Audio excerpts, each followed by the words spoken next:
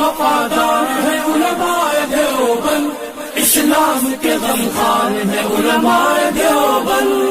علم والوں کی جہاں میں کتنی اعلیٰ شان ہے، علم والوں کی جہاں میں کتنی اعلیٰ شان ہے، کتنی اعلیٰ شان ہے، جن کی عظمت کی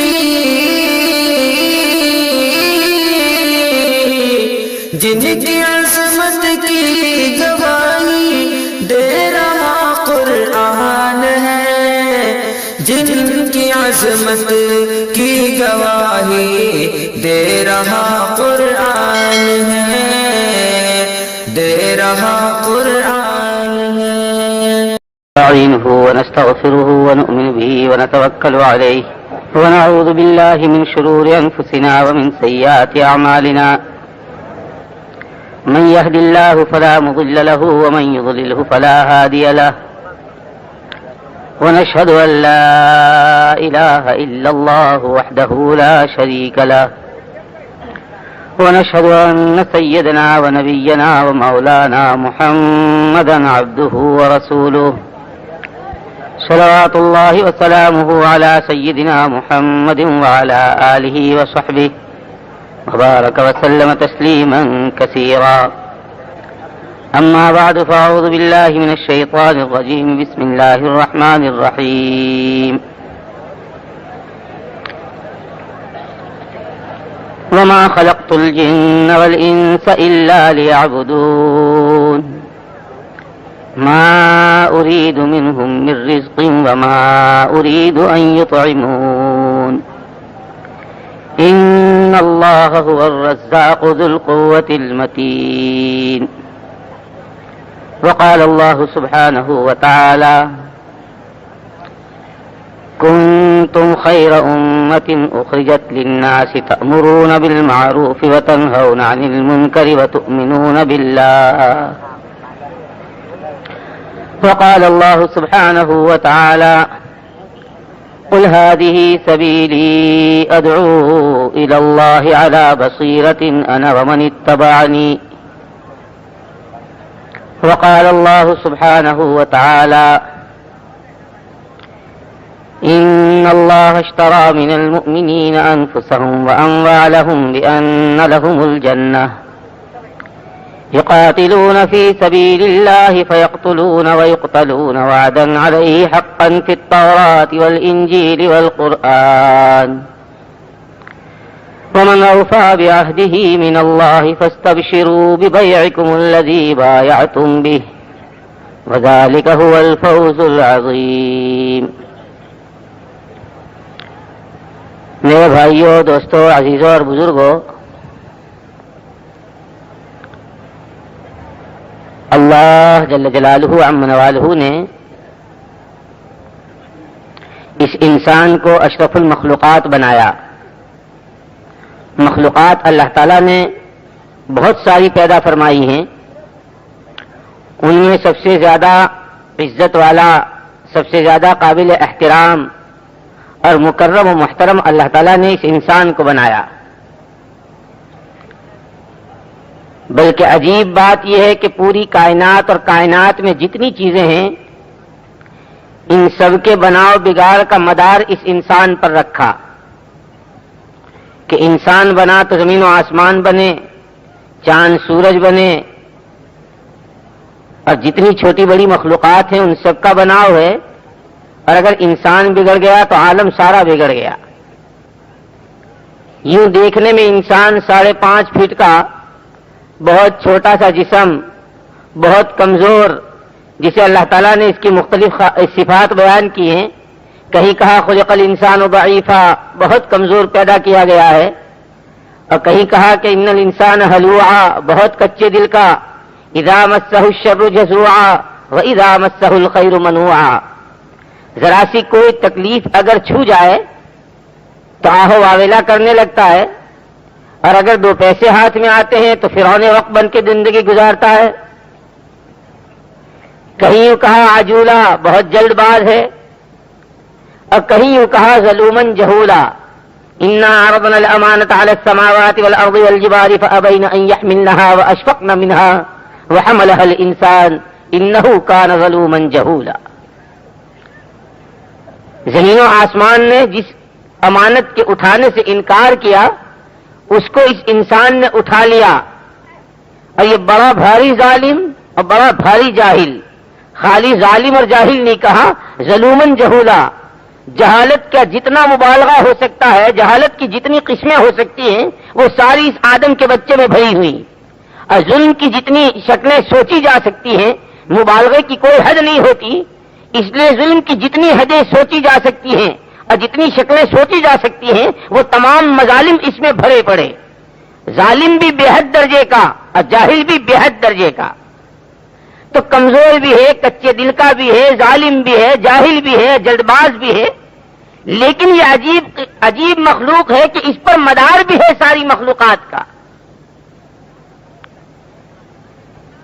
اس انسان پر مدار ہے پورے عالم کے تمام نظاموں کے صحیح اور غلط کا، کہ اگر یہ انسان دنیا میں صحیح چلتا ہے تو تمام عالم کے نظام صحیح چلتے ہیں، اور اگر یہ غلط چلتا ہے تو عالم کے تمام نظام غلط چلتے ہیں.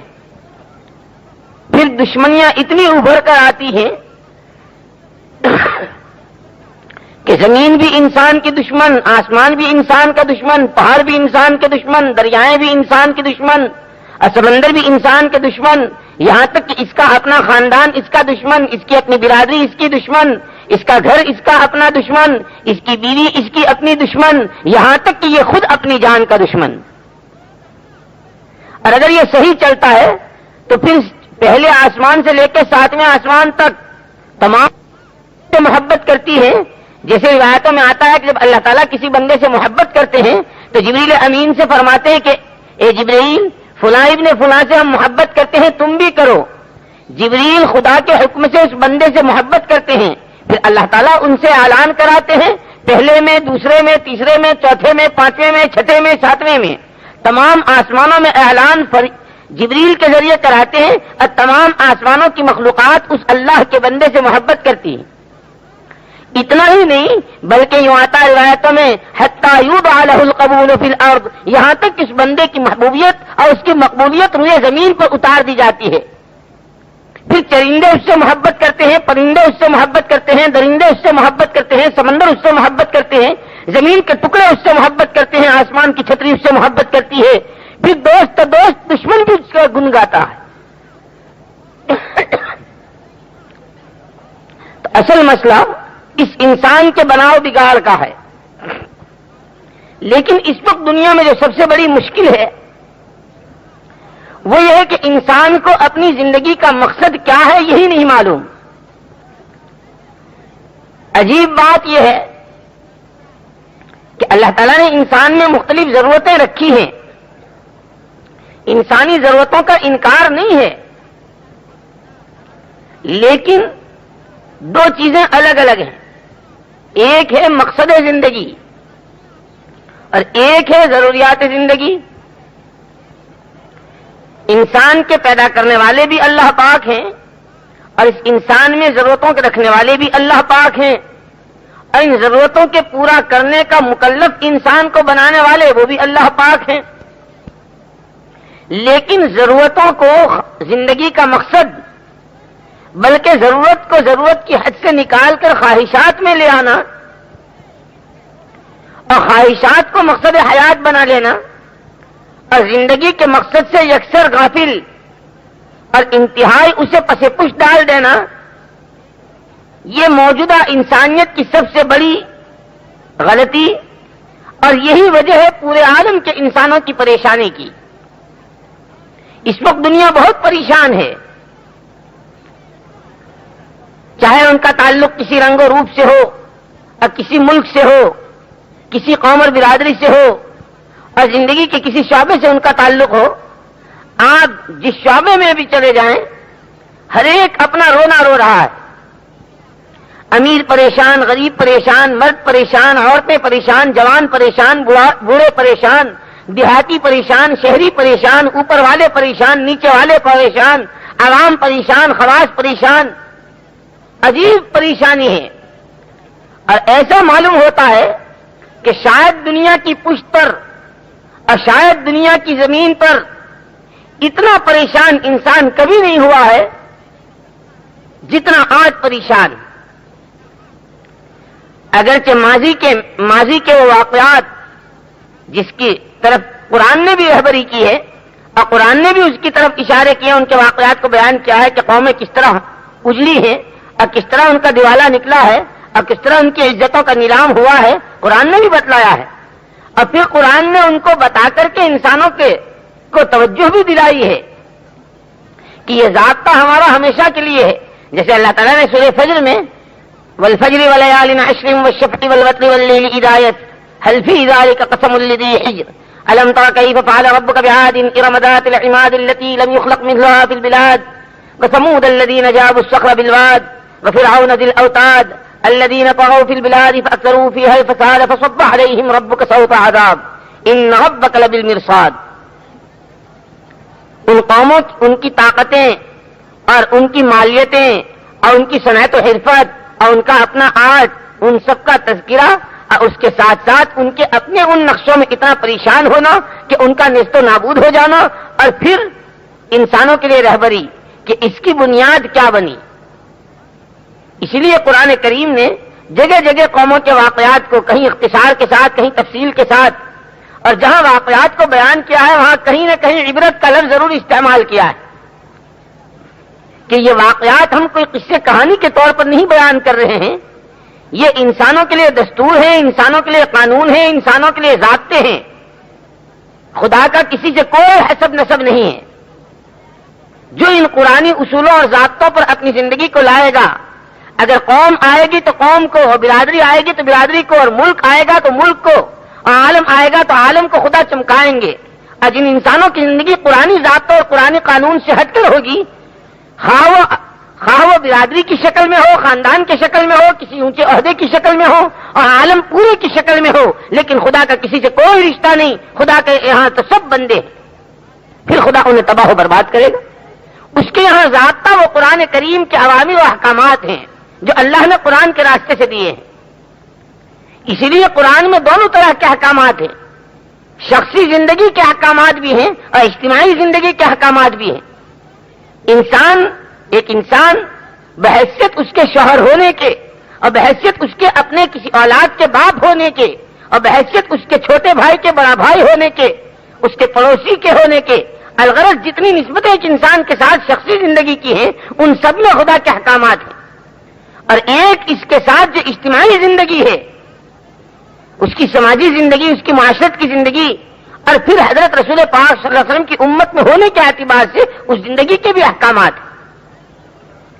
اور پھر خدا کا یہ ضابطہ کہ ہمارے یہاں سے ان رحمت اللہ لا تنال الا بطاعتہ، اللہ کی رحمت تو اس کی طاعت اور فرما برداری کے راستے سے مل سکتی ہے.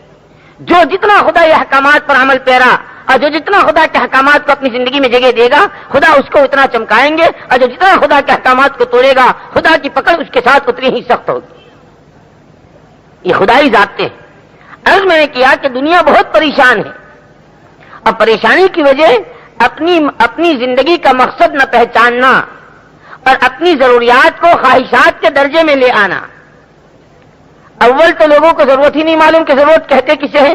بقول ہمارے حضرت جی دامت برکاتہم، اللہ پاک ان کی عمر میں برکت نصیب فرمائے اور انہیں صحت عافیت نصیب فرمائے، یہ فرمایا ضرورت جو ہے یہ ضرر سے ہے. کیا مطلب؟ کسی تقاضے کا اس حد تک پہنچ جانا کہ اب اگر اس کو پورا نہ کیا تو ضرر ہوگا، نقصان ہوگا. جیسے پانی انسان کی ضرورت کی چیز ہے، لیکن اس پیاس کا اس درجے تک پہنچ جانا کہ اب اگر پانی نہ پیا گیا تو جان کا خطرہ ہے، اس وقت پانی پینا ضروری.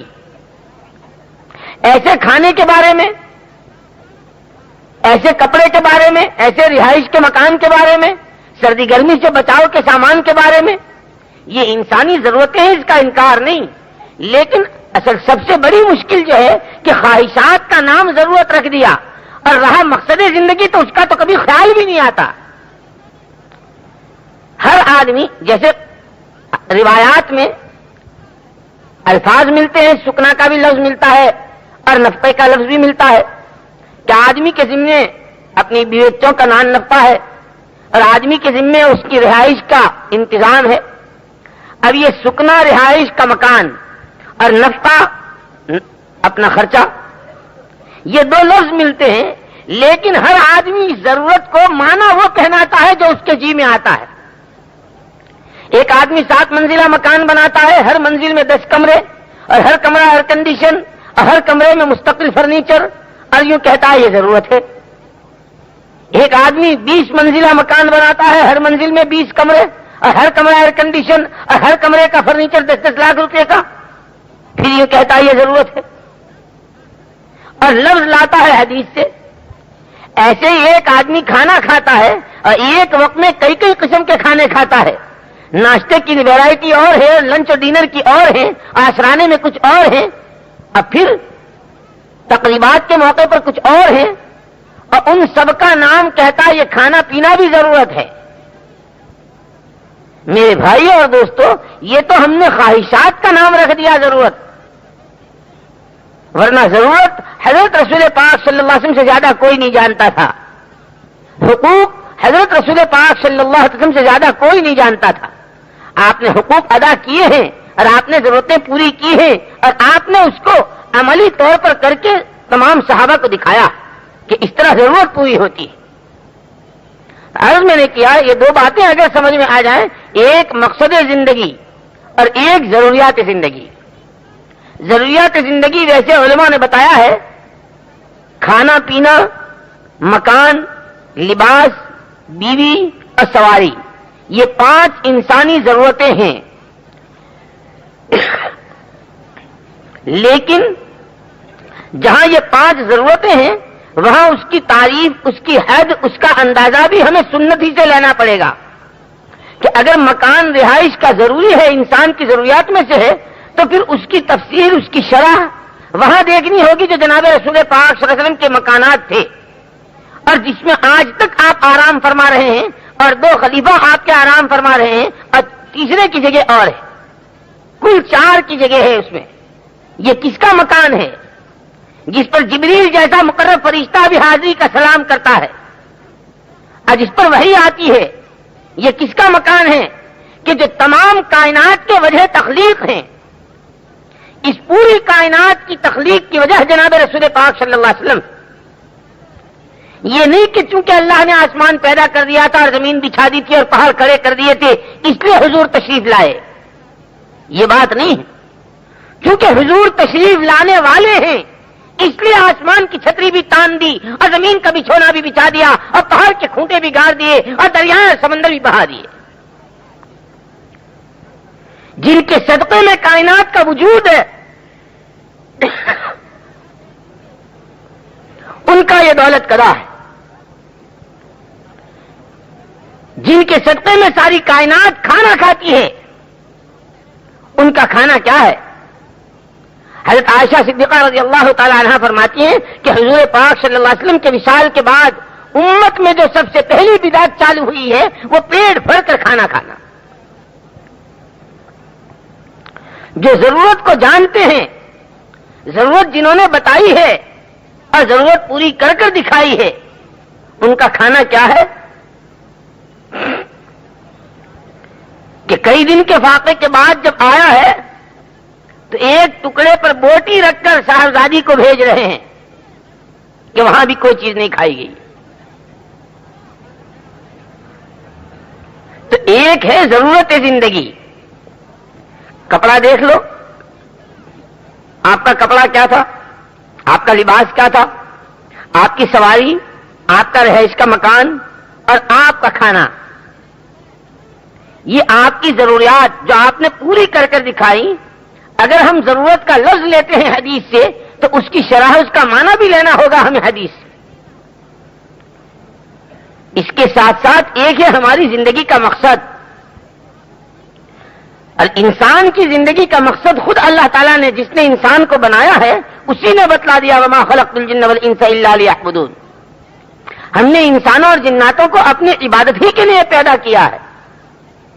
بحیثیت انسان ہونے کے، وہ خواہ مشرق کا ہو یا مغرب کا، شمال کا ہو یا جنوب کا، کسی رنگ و روپ کا ہو، بحیثیت انسان ہونے کے انسان کی زندگی کا مقصد عبادت ہے. اور عبادت کیا ہے؟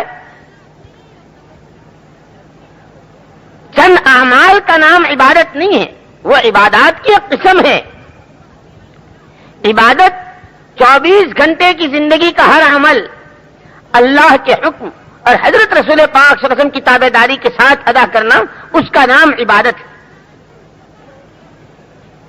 پھر یہ اتنا بڑھے گا کہ کھانا بھی عبادت، پینا بھی عبادت، بیوی کے پاس جانا بھی عبادت، کاروبار کرنا بھی عبادت، اور لوگوں سے ملنا جلنا بھی عبادت، ہنسنا بولنا بھی عبادت. زندگی کا ہر عمل عبادت ہے اگر دو چیزوں کی رعایت کے ساتھ ہو.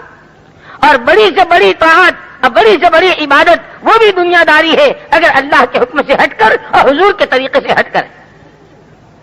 پھر نماز نہیں ہے اگر اللہ کے حکم کے خلاف ہے. پھر روزہ نہیں ہے اگر اللہ کے حکم کے خلاف ہے. پھر کوئی نیکی نہیں اور کوئی اچھائی نہیں اگر وہ اللہ کے حکم سے ہٹ کر اور حضرت رسول پاک صلی اللہ علیہ وسلم کی تابعداری چھوڑ کر. ایک انسان کی زندگی کا مقصد بحیثیت انسان ہونے کے اللہ کی عبادت. اور چونکہ ہمارے ساتھ ایک بہت بڑی نسبت ہے کہ ہم انسان بھی، اللہ کے بندے بھی، اور ہمارے ساتھ حضرت رسول پاک صلی اللہ علیہ وسلم کی امت میں ہونے کی نسبت بھی. اس امت میں ہونے کے اعتبار سے قرآن جس نے ہماری خیریت جس میں بتلائی ہے کہ دعوت اس امت کی زندگی کا مقصد ہے. کنتم خیر امت اخرجت للناس. اس امت کا وجود، اس کی پیدائش، اس کے دنیا میں آنے کی غرض خدا کی بھولی بھٹکی مخلوق کو خدا سے وابستہ کرنا، اپنی ذات سے اپنا کلمہ، اپنی ذات سے اپنی نماز، اپنی ذات سے اپنے متعلق احکامات، اور اس کے ساتھ ساتھ اس کی محنت کہ خدا کا ہر بندہ خدا سے وابستہ ہو اور نبی کا ہر امتی نبی کا پیغامبر ہو اور نبی کی دعوت کو لے کر دنیا میں چلنے والا. اسی لیے آپ حضرت رسول پاک صلی اللہ علیہ وسلم کے دور کی اور آپ کے زمانے کی سیرت مبارکہ کو پڑھیں تو آپ کو یہ انداز ہوگا کہ جتنے صحابہ تھے، اور عجیب بات یہ ہے کہ صحابہ میں یہ تمام طبقات تھے جو آج امت میں ہیں. آپ کو امت میں ہے جیسے آج امت میں غریب بھی ہیں، امیر بھی ہیں، متوسط درجے کے بھی ہیں اور بہت اعلیٰ درجے کے بھی ہیں، اور ایسے ہیں جو شروع میں غریب تھے بعد میں امیر ہوئے، اور ایسے بھی ملیں گے جو شروع میں امیر تھے بعد میں غریب ہو گئے. صحابہ میں آپ کو یہ تمام طبقات ملیں گے. ایسے صحابہ جو شروع سے لے کے اخیر تک امیر، اور ایسے صحابہ جو شروع سے لے کے اخیر تک غریب، اور ایسے صحابہ جو شروع میں امیر اخیر میں غریب، اور ایسے صحابہ جو شروع میں غریب اخیر میں امیر. پھر ان میں معذور، پیر کے معذور، پیٹ کے معذور، پیٹھ کے معذور، آنکھوں کے معذور، بدن سے بھاری ہونے کے اعتبار سے معذور، اور زخموں میں چور ہونے کے اعتبار سے معذور، کپڑے کی معذوری، کھانے کی کمی کی معذوری، پانی نہ ملنے کی معذوری، سواری نہ ہونے کی معذوری، مکان کا انتظام نہ ہونے کی معذوری، آزار کی بے پناہ چیزیں، یہ سب آپ کو ملے گا. آپ انداز لگائیں اس سے کہ وہ کتنی بھوک ہوگی جس نے سعد بن ابی وقاص جیسے صحابی کو، وہ اسلام کا سپہ سالار، وہ فوجوں کو چیرتا پھاڑتا نکل جانے والا، اور وہ فاتح مصر جس نے ایمان کے جھنڈے گاڑے ہیں اور جس کے ہاتھوں اللہ نے ایمان کی لہریں چلائی ہیں، لیکن اس کی بھوک کا انداز لگائیں کہ جب استنجے کے لیے بیٹھے ہیں اب پیشاب کی دھار سے کھڑکھڑ کی آواز آئی ہے، اور جب فارغ ہو کر دیکھا ہے تو دیکھا ایک سوکھ کی چمڑے کا ٹکڑا پڑا ہوا ہے، اسے اٹھا کر خود لائے، جس پر اپنے پیشاب کی دھار پڑی ہے اسے اٹھا کر لائے، لا کر اس کو جلایا، پاک کیا، پاک کر کے جلایا، جلا کے خاک کیا اور خاک کر کے پھانک لیا، اور پھر اس پر پانی پی کر اللہ کا شکر ادا کیا. وہ بھوک کس درجے پہنچی ہوگی جس بھوک نے اپنے پیشاب کی پڑی ہوئی دھار کے ٹکڑے کو اٹھانے پر مجبور کیا اور لا کر اس کے پھانکنے پر مجبور کیا. ایسی بھوک بھی ہے. کپڑے کی کمی دنیا میں کسی کے یہاں آج ایسی نہیں ہوگی. لاکھ غربت ہوگی کسی کے گھر، لیکن ایسی نہیں ہوگی کہ میاں بیوی کے درمیان ایک کپڑا ہے اور وہ نماز کا سلام پھیرتے ہی سیدھے گھر جاتے ہیں، اور لوگوں کو اشکال ہوتا ہے یہ مسجد میں کیوں نہیں بیٹھتے، یہ حضور کی مجلس میں کیوں نہیں بیٹھتے؟ اس بار بار پوچھنے پر کہا کہ میرے اور میری بیوی کے درمیان صرف ایک کپڑا ہے، جب نماز ختم ہوتی ہے تو جاتا ہوں اور یہی کپڑا اتار کر اسے دیتا ہوں اور وہ پہن کر ستر عورت کر کے اپنا فریضہ ادا کرتی ہے۔ عرض میں نے کیا کہ صحابہ میں یہ تمام طبقات آپ کو ملیں گے، ایسے بھی ملیں گے کہ جن کے روزانہ کے 200 درہم کے جوڑے بنتے تھے، اور اتنا قیمتی جوڑا، اور اس کو ایک دن پہنا اور اس کے بعد زندگی میں کبھی نہیں پہنا۔ روزانے کے نئے سوٹ پہننے والے مصعب بن عمیر بھی ہیں، اور اپنے پیشاب کی دھار پڑی ہوئی اس کھال کے ٹکڑے کو لا کر پاک کر کے پھانکنے والے سعد بن ابی وقاص بھی ہیں۔ جن کے پاس سواری نہیں ہے، وہ ڈبڈباتی آنکھوں اور وہ روتی آنکھوں واپس آ رہے ہیں، حزناً اللہ یجدوا ما ينفقون، اس پر غم کھاتے ہوئے کاش ہم پہ بھی ہوتا تو ہم بھی راہ خدا میں خرچ کرتے۔ ایسے بھی ملیں گے صحابہ میں، ہر طرح کے آپ کو ملیں گے۔ وہ ملیں گے کہ جن کے گھر کے بستر کسرا کی لڑکیوں نے اس کی شہزادیوں نے بچھائے ہیں، اور وہ ملیں گے کہ جن کے دروازوں پر سونے چاندی کے ڈھیر لگے، اور صبح سے شام تک سونا چاندی تول تول کر تقسیم ہوا۔ اور ایسے ملیں گے کہ صبح سے شام تک زکات کے مستحق کی تلاش میں چکر لگاتے رہے لیکن ایک بھی دستیاب نہ ہوا۔ تو عرض میں نے کیا کہ وہ صحابہ جو شروع میں امیر اخیر میں غریب، انداز تو لگاؤ صدیق اکبر کا رضی اللہ تعالیٰ عنہ، کون ہیں؟ مکے کے سوداگر، ہر اعتبار سے ذی وجاہت اور ہر اعتبار سے صاحب مقام، برادری میں بھی، قوم میں بھی، شہر میں بھی ان کا ایک وقار، ان کا ایک مقام اور ایک عجیب حیثیت تھی، اور کپڑے کا بہت بڑا کاروبار۔ لیکن وہ دن بھی تو یاد کرو کہ جبریل آتے ہیں اور سرکار دو عالم صلی اللہ علیہ وسلم کو سلام کہتے ہیں، اور کہتے ہیں اللہ کے پیارے پیغمبر صلی اللہ علیہ وسلم، آپ کے رب نے سلام کہلوایا ہے آپ کے دوست ابو بکر کو، اور یہ پوچھوایا ہے کہ کیا ابو بکر ہم سے راضی ہیں؟ کیا بات ہوئی؟ کیونکہ آج جو ابو بکر نے کپڑے پہنے ہیں، یہ موٹا ٹاٹ کا کپڑا اور اس میں ببول کے کانٹے، کہ وہ سوداگر جس کے گھر سے سوٹ بنتے تھے اور جس کی دکان سے پوشاک بنا کرتے تھے اور جس کے یہاں لاکھوں کروڑوں کی تجارت ہوا کرتی تھی، آج اس کے تن ڈھانکنے کو کپڑا نہیں ہے بلکہ ٹاٹ ہے، اور اس میں ڈالنے کو بٹن نہیں ہے بلکہ چبھونے کے کانٹے ہیں۔ لیکن ادا اتنی پسند آئی ہے کہ اوپر کی دنیا میں رہنے والے فرشتوں سے بھی کہا ہے آج تم بھی صدیق اکبر کی نقل اتار لو۔ اور یہ پوچھوایا ہے کہ کیا صدیق ہم سے اس حال میں راضی ہیں؟ حضرت رسول پاک صلی اللہ علیہ وسلم نے بلوایا اور خدا کا سلام نام کے ساتھ جب پہنچایا تو حضرت صدیق اکبر رضی اللہ عنہ وجد میں آ گئے۔ اور پھر جب یہ پوچھا کہ آپ کے رب نے یہ پوچھوایا ہے کہ کیا آپ اللہ سے راضی ہیں، وجد میں آ گئے اور بار بار کہہ رہے ہیں انا رب راب، انا رب راب، انا رب راب، میں اپنے پروردگار سے راضی ہوں۔ بھوک کے قصے، کپڑے کی کمی کے قصے، مکان کے انتظام نہ ہونے کے قصے، آپ کو بے شمار واقعات ملیں گے صحابہ کے۔ ہے تو صحابہ پڑھے، کتنے واقعات ہیں صحابہ کے۔ لیکن عرض میں یہ کرنا چاہتا ہوں کہ جس کا تعلق جس طبقے سے تھا اور جو زندگی کے جس شعبے سے متعلق تھا، پہلی بات یہ ہے کہ امت کا ہر طبقہ اور ہر طبقے کا ہر فرد اپنی لائن کے دین سے 100% واقف تھا۔ اگر کاشتکار ہے تو کاشتکاری کی لائن کے دین سے، تاجر ہے تو تجارت کی لائن کے دین سے، مزدور ہے تو مزدوری کے مسائل سے، ارے حلاق اور باربر ہے تو اپنی لائن کے دین سے۔ الغرض اگر بھوکا ہے تو بھوک میں کیا کرنا، پیاسا ہے تو پیاس کے وقت کا دین اور پیاس کے وقت کی شریعت کیا ہے۔ امت اس طرح جہالت کے ساتھ زندگی نہیں گزار رہی تھی جس طرح آج امت جہالت کے ساتھ زندگی گزار رہی، کہ اپنی لائن سے، اپنی لائن کا جو دین ہے اس سے بھی واقف نہیں۔ ایک آدمی لاکھوں کی تجارت کر رہا ہے لیکن اسے نہیں معلوم حلال کیا ہے، حرام کیا ہے، جائز کیا ہے، ناجائز کیا ہے۔ ایک عام دنیا کے انسانوں کی طرح مقصد زندگی پیٹ بنا ہوا ہے، حلال کیا ہے، حرام کیا ہے، جائز کیا ہے، ناجائز کیا ہے۔ ہم نے تو دکان کھولی ہے کمانے کے لیے، لہذا ہمیں کمانا ہے اور کمانا ہماری زندگی کا مقصد ہے۔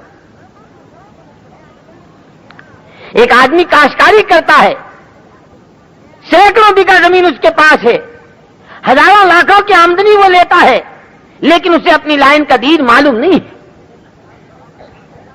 ایک آدمی بھوکا ہے، اس کے گھر بھوک ہے، وہ فاقہ مست ہے، لیکن وہ فاقہ مستی کی لائن کے دین سے ناواقف۔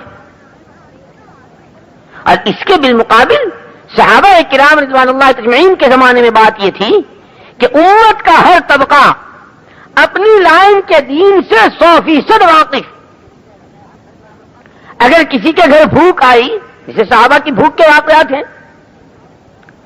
تو وہ بھوک میں خدا کا حکم کیا کہتا ہے اس سے واقف تھا۔ آج کی طرح نہیں کہ ذرا سی بھوک پر، جیب کاٹنے پر اور لوٹ مار پر اور ستم ظریفی پر اور خدا کی مخلوق کا خون بہانے پر اس پر آدمی تل جائے کہ صاحب ہم بھوکے ہیں۔ اور اب تو خیر بھوک بھی نہیں، اپنی خواہشات پوری کرنے کے لیے، صاحب تم کوٹھی میں رہو ہم جھوپڑے میں کیوں رہیں، تم چکنی چپڑی کھاؤ ہم روکھی کیوں کھائیں، تم اعلیٰ درجے کے پوشاک پہنو ہم گھٹیا کیوں پہنے، لہذا ہم تمہارے پیٹ پھوڑیں گے، ہم تمہاری پیٹھ توڑیں گے، ہم تمہاری گردن کاٹیں گے، ہم تمہارا خون بہائیں گے اور تمہارا پیسہ ہم لے کے ہم بھی مکان بنائیں گے۔ آج کی طرح کا نہیں تھا۔ اس زمانے میں عجیب بات یہ تھی کہ اگر کوئی کسی کے گھر فاقہ آیا تو وہ اتنا ایمان رکھتا تھا کہ فاقہ کہاں سے آیا، جیسے کھانے کے پیدا کرنے والے اللہ ہیں اس طرح بھوک کے پیدا کرنے والے بھی اللہ پاک ہی ہیں۔ تو کھانا بھی مخلوق، بھوک بھی مخلوق، خالق تو ایک اللہ کی ذات ہے۔ کھانا جو اللہ کی مخلوق ہے وہ اس کے گھر بھیجی، بھوک جو اللہ کی مخلوق ہے اس نے میرے گھر بھیجی۔ اور یہ میرا ایمان ہے کہ لا الہ الا اللہ، مخلوق سے کچھ نہیں ہوتا، جو کچھ کرتا ہے خالق کرتا ہے، لہذا بھوک بھی مخلوق ہے، یہ بھوک میرا کچھ نہیں بگاڑ سکتی۔ مجھے یہ بتاؤ کہ جس خالق نے بھوک کو میرے گھر بھیجا ہے وہ خالق بھوک کی حالت میں مجھ سے کیا چاہتا ہے۔ یہی حال جس کے گھر کھانا ہے، جس کے گھر مال ہے، وہ بھی یہی سوچتا تھا کہ مال اللہ کی مخلوق ہے، کھانا اللہ کی مخلوق ہے، میرے گھر میں جتنی دولتیں اور نعمتیں ہیں اللہ کی مخلوق ہیں، اور یہ میرا ایمان ہے کہ اس سے زندگی بنتی ہے نہ بگڑتی ہے۔ یہ بتاؤ جس نے ان کو پیدا کر کے میرے گھر بھیجا ہے وہ مجھ سے کیا چاہتا ہے۔ امیر مال کے نشے میں بہا نہیں کرتا تھا، امیر مال کے نشے میں بہکی بہکی نہیں بکتا تھا، امیر مال کے نشے میں خدا کے احکامات کا مذاق نہیں اڑاتا تھا، امیر مال کے نشے میں حضور کی سنتوں کو ذبح نہیں کرتا تھا، امیر مال کے نشے میں شریعت کا مذاق نہیں اڑاتا تھا، امیر مال کے نشے میں قرآن و حدیث کا مذاق نہیں اڑاتا تھا۔ اور غریب اپنی بھوک میں لوٹ پر، چوری پر، ڈکیتی پر، نقب زنی پر، خدا کی مخلوق کے ستانے پر اس پر نہیں اتر آتا تھا۔ وہ اپنی لائن کا دین تلاش کرتا تھا یا اپنی لائن کا دین تلاش کرتا تھا، اور دونوں اپنی اپنی لائنوں میں دینی زندگی گزارتے تھے۔ نتیجہ یہ تھا کہ وہ بھوکا جس کے گھر بھوک اللہ نے بھیجی تھی، لیکن اس کا اپنی بھوک میں خدا کے احکامات کے اعتبار سے چلنا اور اپنی بھوک کے لائن کے دین سے واقف ہو کر اس پر عمل پیرا ہونا، اس کی تو بھوک ہوئی اور اس کا تو دین ہوا، لیکن رہتی دنیا تک کے انسانوں کو سبق پڑا گیا کہ اگر تمہارے گھر بھوک آئے تو تمہاری شریعت یہ ہے اور تمہارے لیے خدا کے راستے سے، خدا کے خزانوں سے لینے کا راستہ یہ ہے۔ بھوک آئی تھی حضرت ابو ہریرہ رضی اللہ تعالیٰ کے گھر، اور کیسی بھوک آئی، اللہ اکبر۔ بے ہوش ہو کر گر جاتے ہیں، اور لوگ مرگی کا دورہ پڑا ہوا سمجھ کر گردن کچلتے نکل رہے ہیں، اور خود کہہ رہے ہیں حضرت ابو ہریرہ رضی اللہ تعالیٰ عنہ کہ لوگ مجھے مرگی کا دورہ پڑا ہوا سمجھتے تھے، خدا شاہد ہے وہ مرگی کا دورہ نہیں تھا، وہ بھوک کی بےتابی تھی جس نے ابو ہریرہ کو پچھاڑا تھا۔ لیکن اتنی شدید بھوک کی شریعت کیا ہے؟ اس بھوک میں اللہ کیا کہتے ہیں؟ رہتی دنیا تک کے انسانوں کو سبق پڑھا گئے کہ اگر تمہارے گھر بھوک اتنی آئے جتنی ابو ہریرہ کے گھر آئی، اگر تمہاری بھوک تمہیں زمینوں کے برابر کر دے، اگر تمہیں تمہاری بھوک زمینوں پر گرا دے، اگر تمہیں تمہاری بھوک پیٹوں پر پتھر بندھوا دے، اور اگر تمہیں تمہاری بھوک بے ہوش کر دے، خبردار ابو ہریرہ کا راستہ کھلا ہے، اس کے راستے سے سبق لو۔ اور سبق کیا دیا؟ اتنی شدید بھوک میں نہ کسی کے یہاں بھیک کا ہاتھ پھیلایا، نہ کسی سے کوئی اشارہ، نہ کسی سے کوئی کنایا، نہ کسی پر اپنی بھوک ظاہر کی، اس لیے کہ صحابہ کے یہاں جب بھوک آتی تھی تو وہ سمجھتے تھے کہ بھوک اللہ کی مخلوق ہے، اور اللہ نے مخلوق کو ہمارے گھر بھیجا ہے، اور اللہ کا بھیجا ہوا مہمان ہمارے گھر آیا ہے، اللہ کے بھیجے مہمان کا ہم اکرام کریں گے، خدا ہمیں دے گا۔ جیسے روزہ اللہ کا مہمان ہی تو ہے، جو مومن کے گھر آتا ہے کیا ہے؟ طلوع فجر سے لے کر غروب آفتاب تک کھانا بند کرا دیتا ہے یہ مہمان۔ لیکن یہی مہمان اگر اس کا اعزاز ایسا ہو جائے جیسے خدا کہتے ہیں تو پھر یہ خدا کی نعمتوں کے اتنے بہانے کھلواتا ہے کہ روزے کی برکت سے جو ملتا ہے شاید کسی اور کی برکت سے ملے۔ ایسے بھوک اللہ کی مخلوق ہے، اللہ نے بھیجی ہے، یہ تو طے ہے کہ مخلوق بگاڑ سکتی ہے نہ بنا سکتی ہے، لہذا بھوک سے مریں گے نہیں، روٹی سے جیئیں گے نہیں، یہی ہے معنی لا الہ الا اللہ۔ پیسے کے بغیر اجڑیں گے نہیں اور پیسوں سے بنیں گے نہیں، عہدوں کے بغیر اجڑیں گے نہیں، عہدوں سے چمکیں گے نہیں۔ ہر چیز جو اللہ کا غیر ہے وہ مخلوق ہے، اور مخلوق مجبور ہے، مخلوق بنا سکتی ہے نہ بگاڑ سکتی ہے، بنانے والی ذات اللہ کی اور بگاڑنے والی ذات اللہ کی۔ اور ایمان ایسا تھا کہ جس کے گھر فاقہ آئے اور 3 دن تک وہ اس فاقے کو اس طرح چھپائے کہ کسی پر اس کو ظاہر نہ ہونے دے، تو اللہ نے اس بندے پر 1 سال کی حلال روزی کھولنے کا وعدہ۔ اب اگر ان کے یہاں بھوک آئی تو ان کا ایمان پہلے بنا ہوا ہے، کیونکہ یہ تو بہت آسان ہے، 3 دن کی بھوک برداشت کر لو، کسی پر ظاہر نہ ہونے دو، اللہ ہی نے تو بھیجی ہے، پھر اللہ پاک 1 سال کی حلال روزی دے دیں گے۔ تو بھوک والا بھوک کی شریعت سے واقف اور واقف کے ساتھ عمل پیرا۔ اس وقت میرے بھائی اور دوستو، اول تو امت کے جتنے طبقات ہیں اپنی لائن کے دین سے واقف نہیں، اول تو واقف نہیں۔ ایک آدمی کے بارے میں سنا کہ بیوی کو کئی مرتبہ طلاق دی اور پھر اسی گھر میں رہ رہے سب کچھ ہو رہا۔ ایک دن قریب میں کوئی مولوی صاحب کا قیام تھا، اس کے گھر کے سامنے، ان مولوی صاحب کے قیام میں کے زمانے میں بھی اس گھر میں لڑائی ہوئی اور میاں نے زور زور سے کئی طلاقیں دی اس کو۔ پھر صبح کو وہ مولانا صاحب کی مجلس میں بھی آیا تو مولانا نے تھوڑی سی اس کی دلجوئی کرنی چاہیے اور اطمینان تسلی کرنی چاہیے کہ بھئی خیر، اب یہ تو ایسا ہے جیسے تیر کمان سے نکل گیا، طلاق تو ہو گئی، اللہ تمہاری مدد فرمائے۔ کیونکہ کیا ہوا مولانا، کیا ہوا؟ آپ اس قدر مجھے تسلی دے رہے، کیا بات ہے؟ کہ جو رات آپ کے ہاں لڑائی ہوئی اور آپ نے بہت زور سے کئی طلاقیں دی تو وہ تو طلاق مغلظہ ہو گئی۔ کہ نہیں مولانا آپ جانتے نہیں، یہ تو کئی سال سے دے رہا ہوں لیکن کم وقت لیتے ہی نہیں۔ کیا کہہ رہا؟ یہ تو کئی سال سے دے رہا ہوں میں، آج آپ نے آج ہی سنا، یہ تو کئی سال سے دے رہا ہوں لیکن لیتی ہی نہیں، میں کیا کروں؟ آئیے اس کا اکیلے کا واقعہ نہیں ہے، کتنے واقعات ایسے ہیں، شب و روز کی زندگی میں کتنے محرمات کا ارتکاب، کتنی حرام چیزیں زندگیوں میں داخل، کتنے منکرات، لیکن واقف تک نہیں. تو اول تو یہ ایک آدمی سودی کاروبار کر رہا ہے، کھلم کھلا کر رہا ہے جیسے جانتا کچھ ہوا ہی نہیں، جبکہ سود کے بارے میں حضور کا ارشاد ہے کہ عاقبتہ الی کل، جس کا انجام مفلسی اور قلاشی ہے. سود خور اور سودی کاروبار کرنے والا کبھی پلٹ نہیں سکتا. حضور کا ارشاد ہے عاقبتہ الی کل، اس کا انجام مفلسی اور قلاشی. لیکن اب ہیرا پھیری کے ساتھ پینترے بدل کر ادھر سے ادھر سے، لیکن گندگی گندگی ہے، چاہے اس پر کتنے ہی سونے اور چاندی کے اوراق لپٹ دیا جائے. بہانہ کبھی حلوہ نہیں بن سکتا سونے کا ورق اس پر لپیٹ دینے سے. جس کو اللہ نے حرام کہا وہ حرام ہے، کتنا ہی کوئی کہہ لے اس کے حلال کہنے سے حلال نہیں ہوتا. الحلال بین والحرام بین، حلال بھی واضح ہے حرام بھی واضح ہے. جو اللہ کا حلال کیا ہوا وہ حلال ہے، اور جو اللہ کا حرام کیا ہوا ہے وہ حرام ہے. کسی کے کہنے سے حرام حلال نہیں ہوتا اور حلال حرام نہیں ہوتا.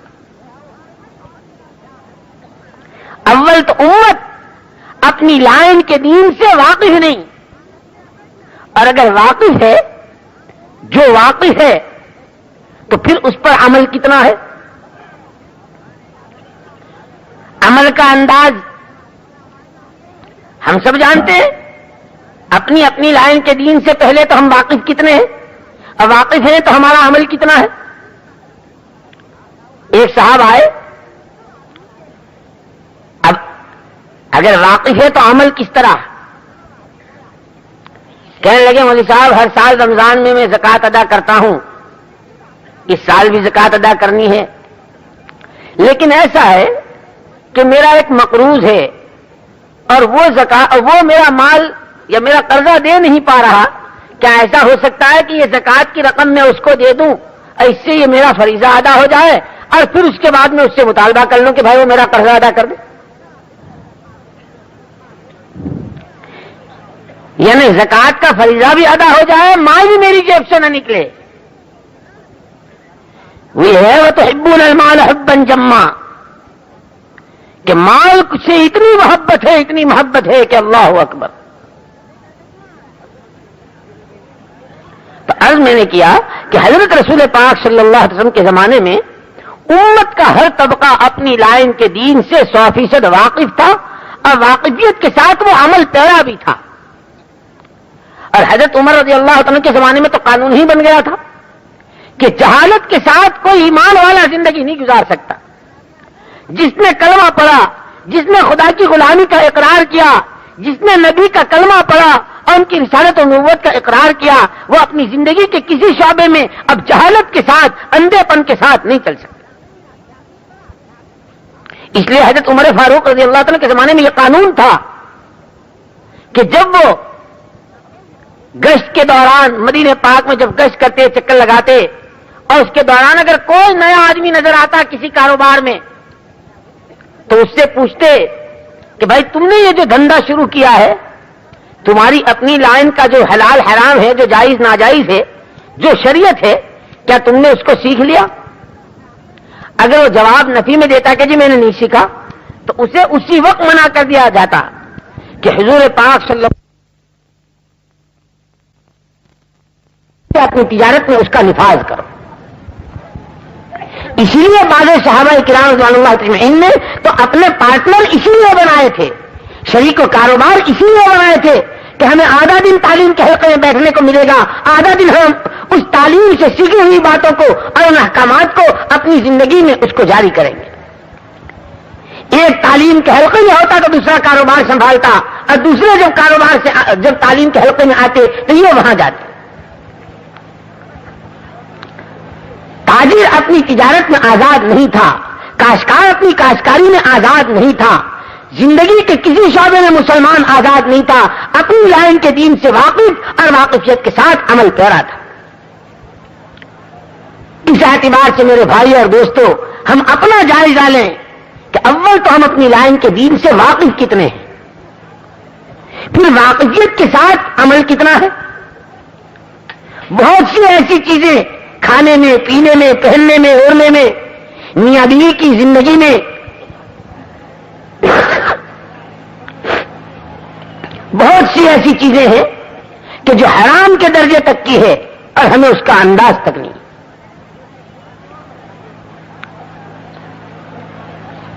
اور اس کے ساتھ ساتھ اتنا نہیں، امت کا ہر طبقہ، ہر طبقے کا ہر فرد اپنی لائن کے دین سے واقفیت کے ساتھ عمل پیرا اور اپنی عملی زندگی بناتے ہوئے اس ایمانی زندگی کی دعوت کو لے کر چلنے والا ہر صحابی تھا.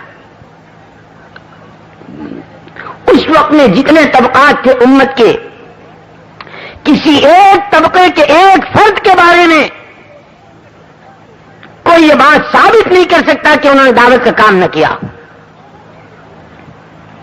حالانکہ صحابہ میں تمام قسم کے صحابہ آپ کو ملیں گے، لیکن دعوت زندگی کا مقصد اس طرح بنا ہوا تھا کہ اپنی ذات سے اپنا ایمان بناتے ہوئے ایمان کی دعوت دینا، اپنی نماز پڑھتے ہوئے نماز کی دعوت دینا، ایمانی اعمال کو کرتے ہوئے ایمانی اعمال کی دعوت دینا اور اس دعوت پر اپنی جان و مال کو لگا دینا، یہ زندگی کا مقصد تھا. جیسے آج زمینوں کے ٹکڑے جوتنا اور آج جگہ جگہ اپنی برانچیں قائم کرنا اور جگہ جگہ اپنے کاروبار کے جال پھیلانا اور جگہ جگہ اپنی کمائی کی شکلیں بنانا، جس طرح آج زندگی کا مقصد بنا ہوا ہے، اس طرح ایمان کی محنت کو لے کر چلنا اور اس پر جان مال لگانا اور جتنی اس کے راستے کے جتنے تقاضے آئے اس کو پورا کرتے چلے جانا، یہ صحابہ کی زندگی کا مقصد بنا ہوا تھا. اور اصل میرے بھائی اور دوستو، اس امت کی زندگی کا مقصد تھا ہی دعوت. قل هذه سبيلي ادعو الى الله على بصيرة انا ومن اتبعني. لیکن دعوت کو ہم زندگی کا مقصد کب بنائیں گے؟ جب دعوت کے منافع اور جب دعوت کے فائدے اور جب دعوت کے نتائج اور دعوت کی تاثیر اور دعوت سے کیا کیا ہوگا، یہ جتنا ہم پر کھلتا چلا جائے گا، ہم دعوت کو اس طرح زندگی کا مقصد بنائیں گے جس طرح آج کھانے کمانے کو زندگی کا مقصد بنائے ہوئے ہیں. اس لیے کہ ایک آدمی جب دیکھتا ہے کہ زمین جوتی تو یہ فائدہ ہوا، لیکن ایک آدمی 10 سال سے ایک زمین کا ٹکڑا جوت رہا تھا اور اس میں باجرہ یا چاول بوتا تھا، سال بھر میں 10,000 کی آمدنی ہوتی تھی. اب اسے کسی نے کہا میاں یہ باجرہ اور چاول کب تک جوتتے رہو گے؟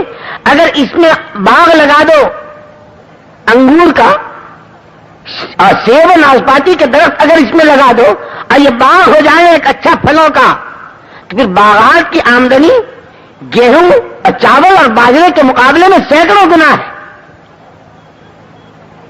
ابھی اس آدمی کو لائن بدلنی ہے، منافع اس کے سامنے ہے کہ باغات کی زمین کے بھاؤ کیا ہے. عام زمینوں کے مقابلے میں باغات کی زمین بہت قیمتی، پھر عام زمینوں کی پیداوار کے مقابلے میں باغات کی پیداوار بہت زیادہ، پھر عام زمینوں کی جو پیداوار ہے اس کے جو بھاؤ ہیں اس کے مقابلے میں باغات کے جو پھل ہیں اس کے بھاؤ بہت زیادہ. یہ تمام فضائل سن کر اور دونوں میں توازن کر کر پھر یہ آدمی اپنی لائن بدلنے پر آتا ہے کہ ہاں صاحب میں بھی سوچ رہا ہوں کہ یہ چھوٹی دکان چھوڑ کر اب بڑی کوئی دکان لے لوں اور یہ گلی سے نکل کر کہیں مین روڈ پر لے لوں، اور صاحب یہ گیہوں کی کاشت چھوڑ کر میں بھی اب آم کا باغ لگا لوں. جب یہ سوچتا ہے تو اس کے سامنے کچھ گھاٹیاں آتی ہیں کہ بھائی گیہوں کی کاشت اور چاولوں کی کاشت چھوڑ کر باغات لگانے میں کچھ بیچ کا ایک عرصہ آئے گا جس کو مجاہدے کا زمانہ کہتے ہیں. صاحب وہ کیسا ہوگا؟ ان کے صاحب کاشتکار اپنے تجربوں سے یہ بتلاتے ہیں کہ زمین میں جب زیادہ زمین کو جوتا جاتا ہے تو وہ گرم ہو جاتی ہے، اس کو 1-8 سال یوں ہی بیکار چھوڑ دو ذرا ٹھنڈی ہو جائے، کیونکہ تمہیں باغ لگانا ہے. 1-8 سال اس کو ٹھنڈا ہونے دو. ان کے ساتھ ٹھنڈا ہونے دیں گے تو اس سال کی آمدنی ان کے ہاں صاحب اسی کا نام تو قربانی اور مجاہدہ ہے. اچھا سال پھر ان کے اس کے بعد جو پودے آپ لائیں گے وہ جو گیہوں کا بیج آپ لاتے تھے اس سے بہت زیادہ مہنگے آئیں گے. صاحب یہ تو ڈبل خرچہ ہو جائے گا. ان کے ہاں صاحب 4 گنا بھی ہو جائے تو برداشت کیجیے. 1 سال بیکار چھوڑی اس کی آمدنی گئی، اناج کے مقابلے میں پودے آئے 4 گنا بھاؤ لگے، یہ ایک مجاہدہ. پھر جو پودے لگائے ان کے صاحب گیہوں تو 4 مہینے میں کاٹ لیتے تھے، یہ کتنے دنوں میں پھل دیں گے؟ ان کے بعض درخت 5 سال میں، بعض درخت 2 سال میں، بعض درخت 1 سال میں، بعض 6 مہینے میں. نصاب یہ تو مدت بھی بڑھ گئی. اور 4 سال تک اگر وہ پھل نہ دے تو 4 سال کی آمدنی کا کیا؟ 1 سال زمین بیکار چھوڑی، اس کا خرچ، اس کا نقصان. اور اس سال میں بھی بچوں کو کھلاؤ تو قرضے سے کھلاؤ اگر نہیں ہے. اور بیج کے مقابلے میں 4 گنا دام دے کر پودے لگاؤ اور پھر ان کے درخت بن کر پھلدار ہونے تک 4 سال کا عرصہ انتظار کرو. ان 4 سال میں بھی خوب ادھار لے لے کے کھاؤ. نصاب پھر کیا ہوگا؟ یوں کہ دیکھا یہ ہے اور دنیا دیکھ رہی ہے کہ جن کے باغات کی آمدنی ہے 1 سال میں اتنی آمدنی ہے کہ جو عام کاشتکاروں کی 10 سال میں نہیں ہوتی. اگر تمہارا باغ پھل گیا اور تمہارا باغ اگر لگ گیا تو یہ جتنے بیج کے فطرت کے زمانے کے اور یہ مجاہدے کا زمانے کے جتنے قرضے چڑھیں گے اور جتنا تمہارے پر ادھار ہوگا وہ سارا ادا ہو جائے گا اور 2-4 سال میں تم لکھپتی ہو جاؤ گے. صاحب یہ تو بہت بڑا مجاہدہ ہے. پوری لائن بدل دوں کہ بھائی اگر نفع سمجھ میں آتا ہو تو لائن بدل دو. ہاں صاحب نفع تو سمجھ میں آتا ہے، جیسے آج کل لوگوں کو سمجھ میں آتا ہے باہر جانے کا نفع. کیوں بھائی؟ باہر جانے کا نفع سمجھ میں آیا تو لوگوں نے زمینیں بیچی، لوگوں نے مکان بیچے، لوگوں نے زمین عورتوں کے فیور بیچے اور لوگوں نے بینک سے قرضے لیے اور پتہ نہیں کیا کیا کیا. اور 2-2, 4-4 سال کا ایگریمنٹ. اگر تبلیغ والا 4 مہینے کو کہوں کہ صاحب تم تو ایگریمنٹ کرا رہے ہو، 4 مہینے تو دینے پڑیں گے. نہیں صاحب اچھا یہاں نہیں تو وہاں کہیں 4 سال کا لکھ لو. اور عجیب بات ہے سب خوش ہیں جب یہ گھر سے جاتا ہے تو سب خوش ہیں. اگر کوئی روتا بھی ہے گھر والا تو دوسرے اس کو کیا تسلی دیتے؟ گھبرانے کی کیا بات ہے، تمہارے راستے پہ جا رہے ہیں، کل کو آ جائیں گے، 2 سال کی تو بات ہے. کیا کریں؟ 2 سال کی تو بات ہے. اور یہاں کیا کریں؟ مولوی صاحب 4 مہینے اور کیا کریں؟ 2 سال کی تو بات.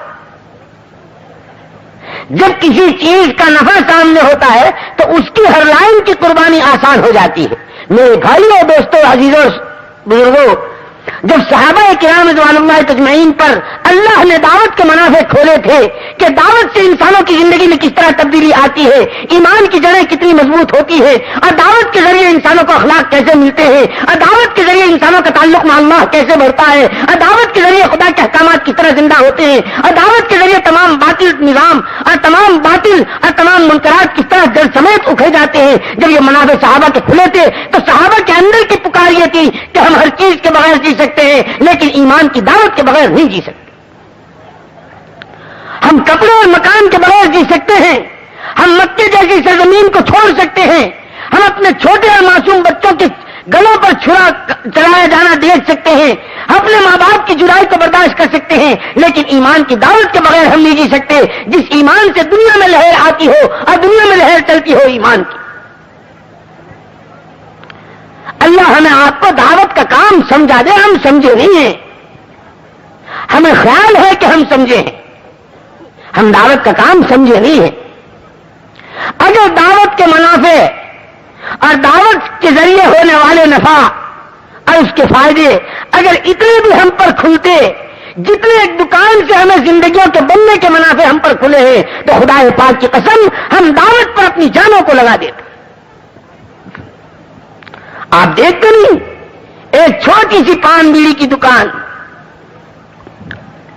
لیکن آدمی کس طرح اپنی جان لگا رہا ہے، کس طرح مال لگا رہا ہے، کس طرح شادیوں کو بھی قربان کرتا ہے کہ صاحب آج موقع نہیں، میری دکان ایسے موقع سے ہے اور آج ایک تقریب اور تہوار ہے اس لیے میں آج دکان بند نہیں کر سکتا. اور اس لیے کہ مقصد اور ضرورت جب ان دو میں ٹکر ہوتی ہے تو انسان کا مزاج یہ ہے کہ ضرورت کے لیے مقصد کو کبھی قربان نہیں کرتا، ہاں مقصد کے لیے ضرورت کو قربان کر دیتا ہے. ایک موٹی سی مثال عرض کروں، جیسے ایک آدمی دفتر میں ہے، کسی دفتر کا ملازم ہے اور گویا ملازمت اسے زندگی بھر کرنی ہے، یہ اس نے اپنی زندگی کا مقصد بنایا ہے. اب اس ملازم کے یہاں کوئی اس کا افسر آنے والا ہے، روزانہ گھر سے جانے کا وقت 8 بجے اور 10 بجے تک اسے ڈیوٹی پر ہونا، لیکن جس دن اس کی آمد ہے افسر کی، وہاں سے اطلاع ہے کہ آپ کو 8 بجے دفتر میں ہونا چاہیے۔ روزانہ کے معمول کے اعتبار سے جب 8 بجے گھر سے چلتا تھا تو 7:30 پہ ناشتہ کرتا تھا، اب 8 بجے وہاں پہنچنا ہے تو 6 بجے ناشتہ چاہیے۔ اب گھر والوں سے کہتا ہے کہ بھئی کل ہمیں 6 بجے ناشتہ چاہیے، جو بہت اچھا، مقدر کی بات دیر ہو گئی، کسی وجہ سے ناشتہ تیار نہ ہو سکا، تو اب یہ آدمی ناشتے کی وجہ سے وہاں کے حاضری کو نہیں چھوڑتا۔ گھر والے لاکھ خوشامد کر لیں کہ جی ابھی ہوا جا رہا ہے، اب منٹوں کی بات ہے کہ اب نہیں۔ اگر آج کی ملاقات چک گیا اور آج اگر افسر آیا اور غیر حاضری لگ گئی تو سال میرا سارا ضائع ہو جائے گا، لہذا میں آج کی ملاقات پر ناشتے کو ترجیح نہیں دے سکتا، ناشتے پر آج کی ملاقات کو ترجیح دیتا ہوں۔ میں ناشتے کے بغیر رہ سکتا ہوں، لیکن ان کی ملاقات میری زندگی کا مقصد ہے۔ اور ساتھ ساتھ کہہ کے جاتے ہیں اگر دیر ہو جائے تو دوپہر کے کھانے میں بھی ہمارا انتظار مت کرنا، ہم کہیں اپنا کچھ تھوڑا بہت کر لیں گے۔ جب کوئی مقصد آدمی کے سامنے ہوتا ہے تو آدمی ناشتہ قربان کرتا ہے، دوپہر کی روٹی قربان کرتا ہے، رات کا سونا قربان کرتا ہے، اور کس کس طرح کی تکلیفیں برداشت کرتا ہے سب جانتے ہیں۔ جب دعوت زندگی کا مقصد بن جاتا ہے تو پھر دعوت کی راہ میں آنے والی تکلیف، جیسے احکامات کی لائن میں تکلیف، لوگ سمجھتے ہیں اس کو تکلیف ہے، لیکن اس کو پھر اللہ پاک اتنا مزہ دیتے ہیں، اللہ اکبر، جیسے سفیان ثوری رحمۃ اللہ علیہ فرماتے ہیں کہ اگر ان حکومت والوں کو اور ان پادشاہ سلاطین کو پتہ چل جائے کہ اہل اللہ کے دلوں پر اللہ نے کیا سکینہ اتارا ہے تو یہ بجائے حکومتوں اور ملکوں پر حملہ کرنے کے اہل اللہ کے دلوں پر حملہ کرنے لگے۔ جو دولت ان کے دلوں میں ہوتی ہے وہ ملکوں اور قوموں میں نہیں ہوتی۔ ایسے ہی جب کسی کو ایمان کا چسکا لگ جاتا ہے، اور جب کسی کو ایمانی زندگی کا مزہ مل جاتا ہے، اور جب کوئی ایمانی زندگی کی حلاوت اور بشاشت اور اس کی شیرینی اور چاشنی چکھ لیتا ہے تو پھر اسے ایمان کی راہ کی خاک چھاننے میں، ایسے ایمان کے لیے بھوکا رہنے میں، اور اس کو ایمان کی راہ میں پیاس جھیلنے میں، ایسے ایمان کی راہ میں گھر سے بے گھر ہونے میں جو مزہ آتا ہے وہ لوگوں کو چرب و شیریں لقموں میں اور نرم بستروں میں عالیشان کوٹھیوں میں مزے نہیں آتے۔ کہ یہ گھر سے بے گھر ہونے پر، ہجرت کی نقل اتارنے پر، حضور پاک صلی اللہ علیہ وسلم کے غلاموں کی نقل اتارنے پر اسے وجد آتا ہے کہ اللہ یہ میری خوش قسمتی، کہاں میں اور کہاں یہ اونچا راستہ، کہاں میں اور کہاں یہ دعوت کا کام، کہاں میں اور کہاں یہ تعلیم کا حلقہ، کہاں میں اور کہاں یہ تیرا پاک نام، کہاں میں اور کہاں یہ تیرا عالی راستہ۔ کہ آدمی اپنی سعادتیں محسوس کرتا ہے۔ لوگ سمجھتے ہیں یہ بوریے پر سو گیا، لوگ دیکھتے ہیں اس نے کھانا نہیں کھایا، لوگ سمجھتے ہیں صاحب اس کے کانٹے چبھ گئے، لوگ سمجھتے ہیں اس نے غسل نہیں کیا، لوگ سمجھتے ہیں یہ تکلیف میں ہے، لیکن اس کو وہ مزہ آتا ہے جو شاہی دسترخوانوں پر کسی کو نہیں آتا ہو۔ اور یہ تاریخ کا متفقہ فیصلہ ہے، تاریخ کا متفقہ فیصلہ ہے کہ آج تک دنیا میں ایک واقعہ ایسا نہیں ملے گا کہ کسی نے اس ایمانی زندگی کا مزہ چکھا ہو اور پھر اسے ٹھوکر ماری، لیکن ایسے سینکڑوں ہزاروں واقعات آپ کو ملیں گے کہ شاہی دسترخوانوں کو چھوڑا ہے اور حکومتوں کو ٹھوکریں ماری ہے اور جنگلوں کا راستہ لیا ہے اور اللہ میں مست و مگن ہوئے ہیں اور پھر وہ واصل الی اللہ ہوئے۔ ایسے شہزادوں کے واقعات آپ کو ملیں گے، ایسے بادشاہوں کے واقعات آپ کو سینکڑوں اور ہزاروں ملیں گے۔ لیکن جیسے میں نے عرض کیا کہ اس زمانے میں اگر کوئی بھوکا بھی ہوتا تھا تو اس کی بھوک لوگوں کو چوری کا راستہ نہیں سکھاتی تھی، بلکہ اس کی بھوک میں اپنے اللہ کے حکم کو پورا کرنا انسانوں کے لیے راہ دکھاتا تھا اور انسانوں کے لیے رہبری کا کام کرتا تھا۔ جیسے ابراہیم ابن میمون کے ساتھ واقعہ پیش آیا، میمون الرشید کا وہ شہزادہ ابراہیم ایک دن بالا خانے میں بیٹھا ہوا تھا، کیا دیکھتا ہے دریا کے کنارے ایک آدمی آیا، بہت پھٹیچر حال اور میلے کپڑے، پھٹے پرانے، منظر یہ دیکھ رہا ہے کہ اس کے ہاتھ میں ایک جھولا ہے۔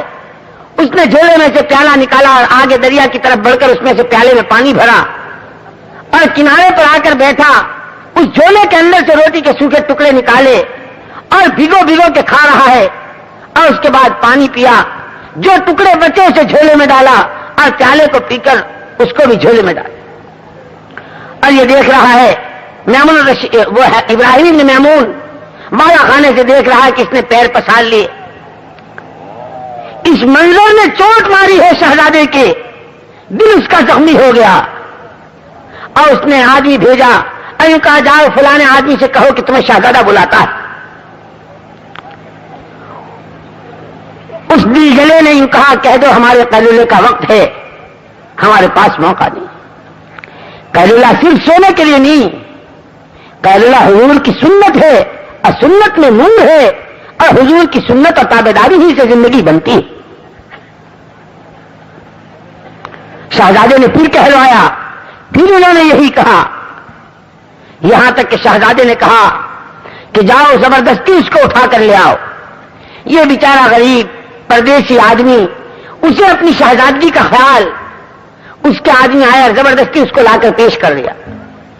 इब्राहिम ने मैमून ने पूछा, ये तुमने क्या किया? ये तुम्हारे झोले में क्या है कि मेरी रोटी के टुकड़े हैं? ये जो तुमने खाना खाया किस तरह क्या किया? उसने कहा, मेरी मां है, बेवा है और मेरी एक बहन है, और इन दो के बीच में मैं हूं। हमारे घर के फाके की हालत यह है कि दिन भर मेहनत मजदूरी करता हूं, कुछ मिल जाता है तो ले जाता हूं, इसलिए मेरी मां और मेरी बहन दिन भर रोजा रखती हैं। मैं मेहनत और मजदूरी की वजह से रोजा नहीं रख सकता, सूखे रोटी के टुकड़े बचे हुए इस झोले में रखता हूं ताकि मेरी पीठ सीधी हो सके और पेट में कुछ पड़ जाए तो मैं मेहनत मजदूरी कर सकूं, इसलिए ये मैंने अपना खाना खाया। नहीं तो फिर वो बचे हुए टुकड़े तूने थैली में क्यों रखे? तो उसने कहा कि मेरी मां और बहन का रोजा है, इफ्तारी में मैं उनके साथ हो जाऊंगा, उनकी इफ्तारी हो जाएगी, मेरा शाम का खाना हो जाएगा। उसने और कई सवालात किए तो इस दिल जले ने कहा, रे इब्राहिम तूने तो मुझे तंग कर दिया, सवालात की फरमान करने से क्या फायदा? और ये कहकर के उस अल्लाह वाले ने और उस दिल जले ने अपनी राह ली। लेकिन ये फाका मस्त, ये शरीयत से वाकिफ, ये हुजूर का ताबेदार, ये फाका मस्त देखने में फाका मस्त था, लेकिन मस्त अलसवी था। इसने अपनी राह ली। इब्राहिम ने मैमून इस मंजर को देखकर कभी इसके सूखे टुकड़ों को सोचता और कभी अपने शाही दस्तरखान को सोचता, कभी इसके कटोरे के और प्याले के पानी को सोचता और कभी अपने यहां के ठंडे निजाम को सोचता, और इसका दिल एक अजीब कैफियत में था। शाम का वक्त हुआ, दरबार में शाही दस्तरखान बिछा। मैमून रशीद ने इब्राहिम को बुलवाया। इब्राहिम ने कहा, कह दो आज हम खाना नहीं खाएंगे। फिर भेजा के पाशा सलामत बुला रहे हैं। इब्राहिम ने कहा, कह दो हम नहीं खाएंगे। फिर भेजा कि कहो शहजादे से कि अगर नहीं खाएं तो हमारे बगल में आकर बैठ जाएं, हमारे पास आकर बैठ जाएं, वरना उनके बगैर हमारे लुकमा नहीं उतरे। जब ये शाही हुक्म आया तो शहजादे ने कहा, अब्बा ने तो मजबूर ही कर दिया। ये कहकर शहजादा आया और शाही दस्तरखान पर किस्म की नेमतें थी, लेकिन इब्राहिम वो उसको हाथ तक से छुआ नहीं। जब वो उन तमाम किस्मों को देखता तो उसे उस अल्लाह वाले का वो सूखा रोटी का टुकड़ा और उसके कटोरे का पानी और उसका उस सादगी के साथ जमीन पर सोना वो उसे याद आता था और उसका हाथ बढ़ने से रुक जाता था। बगैर किसी चीज को हाथ लगाए इब्राहिम उठ गया और फिर अपने बाला खाने में चला गया। अल्लाह अकबर, क्या वो फाका मस्त था, शहजादे के दिल को छलनी कर गया। अल्लाह अकबर, क्या वो फाका मस्त था कि शहजादे को अल्लाह की नेमतों की कदर का सबक पढ़ा गया और अल्लाह का ताल्लुक सिखा गया। भूख अगर शरीयत के साथ हो, भूख अगर हलाल हराम की तमीज के साथ हो, भूख अगर अल्लाह के इस्तेहजार के साथ हो, भूख अगर हुजूर की ताबेदारी के साथ हो, भूख अगर आखिरत के ध्यान के साथ हो, तो ये भूख बड़े बड़े शहजादों की आखिरत बनवा देती। जब रात आधी से ज्यादा गुजरी, इब्राहिम को नींद नहीं आ रही है। कभी दरिया के किनारे के वो रोटी के टुकड़े और कभी अपने शाही थाज, दोनों के मंजर आंखों में खेल रहे हैं और दोनों की अजीब हालत। آدھی رات سے زیادہ جب گزر گئی تو ابراہیم اٹھا اور اس نے اپنے ساتھ ایک بہت پرانا پھٹا ہوا ایک جوڑا لیا اور اپنے ساتھ ایک غلام لیا اور لے کر دونوں غلام کو لے کر چلے. بہت دور جانے کے بعد اپنا وہ شاہی جوڑا اتار کر وہ پھٹا پرانا کپڑا زیب تن کیا اور اس غلام کو وہ شاہی جوڑا دے کر واپس کیا اور یوں کہا کہ اب تجھے بھی اجازت نہیں ہے آگے جانے کی، یہاں سے واپس جاؤ.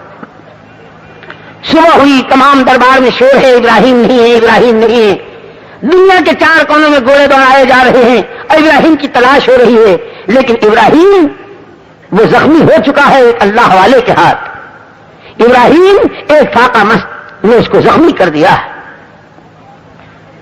اب چلا ہے، تمام تلاشیاں ہو رہی ہے، تحقیقات ہو رہی ہیں، شہزادے صاحب کہاں ہیں.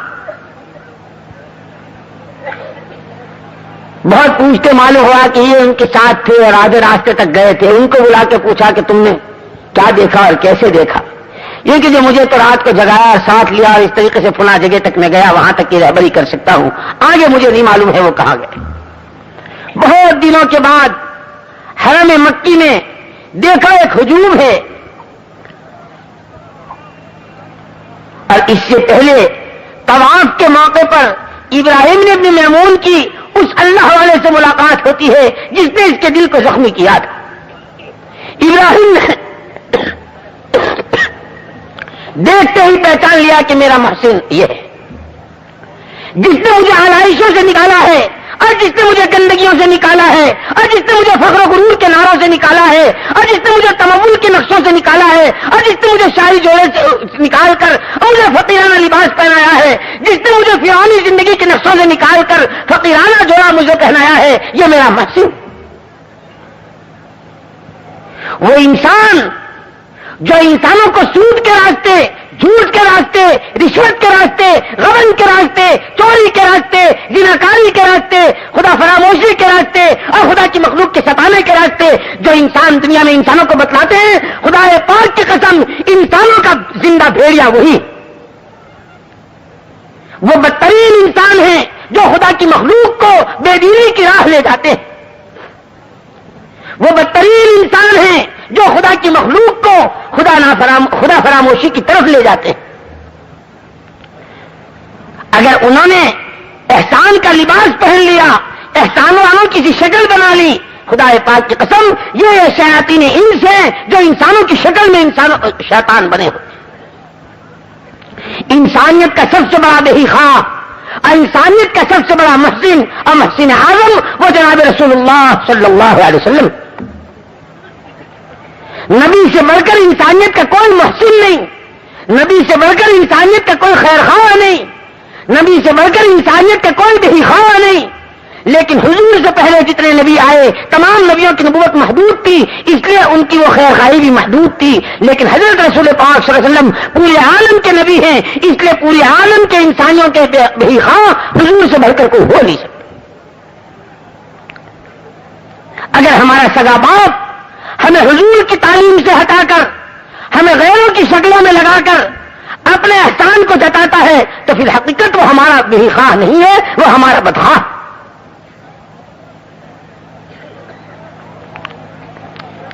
اللہ کے بعد انسانیت کے محسن جناب رسول اللہ صلی اللہ علیہ وسلم. الغرض جب ابراہیم نے اپنے محسن کو پہچانا تو بہت شکریہ ادا کیا، آگے بڑھ کے مصافحہ کیا. لیکن وہ اللہ والے وہ کہ بھائی تو بہت ملتے رہتے ہیں انہوں نے تو اس کو پہچانا نہیں، لیکن ابراہیم نے اپنے محسن کو پہچان لیا. خیر اس کے بعد ابراہیم وہی رہنے لگے. ایک دن دیکھا حرم میں بہت بھیڑ ہے.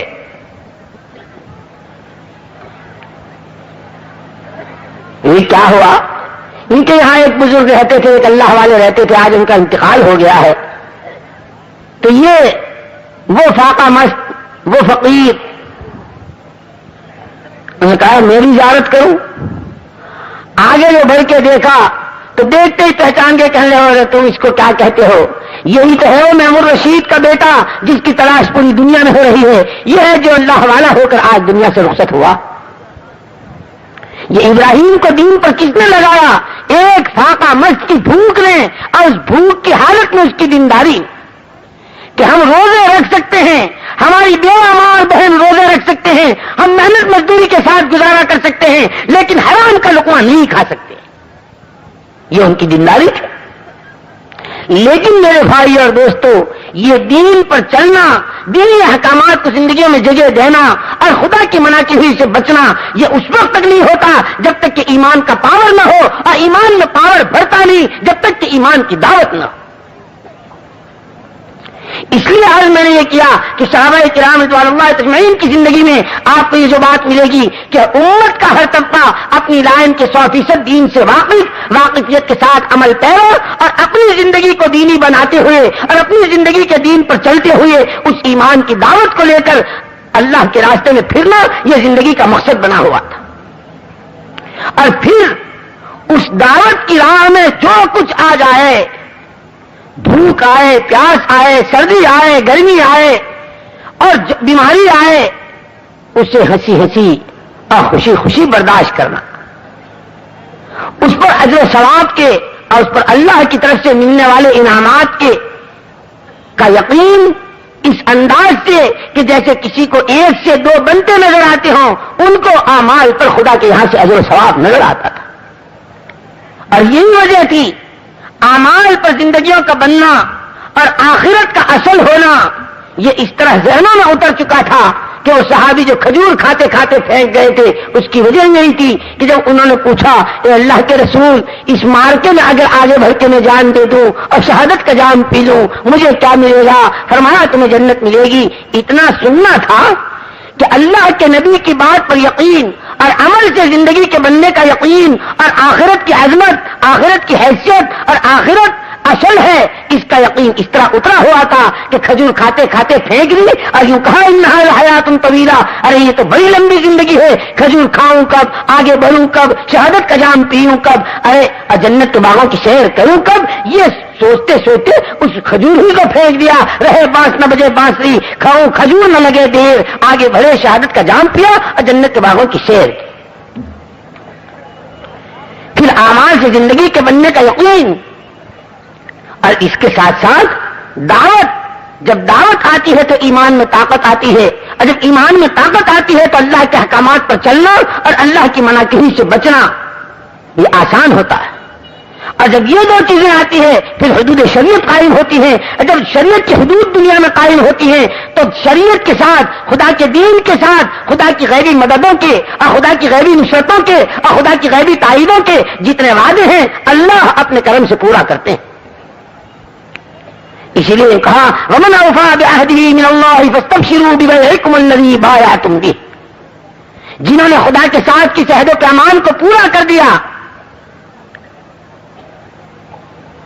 فَاسْتَبْشِرُوا بِبَيْعِكُمُ الَّذِي بَايَعْتُمْ بِهِ، اپنی بیع و شراء کے بارے میں خوشخبری حاصل کر دو.